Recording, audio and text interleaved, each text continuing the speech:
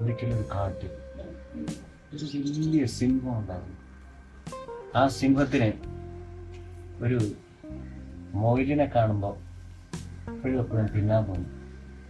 അങ്ങനെ ഒരു ദിവസം മൊയിൽ സിംഹത്തിൻ്റെ മുന്നിൽ പെട്ടുപോയി. അപ്പോൾ മൊയിൽ എന്ത് ചെയ്യുമെന്ന് അറിയോ? ചുമ്മാ ഒന്ന് ഗസ് ചെയ്ത് നോക്കി. മൊയിലൊന്നും ചെയ്തില്ല. മുയലെ വായി നോക്കി മുകളിലേക്ക് നിന്നു.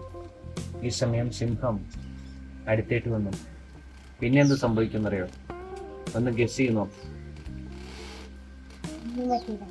സിംഹവും ഇവരും തമ്മിൽ ഒരു പൊരിഞ്ഞ പോരാട്ടം നടന്നു.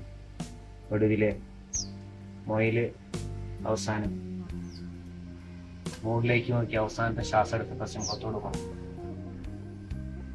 അടുത്ത ജന്മത്തിൽ നമുക്ക് പറ്റുമെങ്കിൽ ഒരിക്കൽ കൂടി കണ്ടുകൊണ്ടാം. ஜோலி அவங்கிட்ட வெளியே போக சொல்ல. அவங்கிட்ட கொஞ்சம் வெளியே போக சொல்லு. சொல்லு. இப்ப தெரிஞ்சா நான் என்னன்னு தெரியும். ஜோலி அங்க போய் அவங்கிட்ட அந்த கதையை கொஞ்சம் சொல்லி கொடுத்துட்டு வாங்க.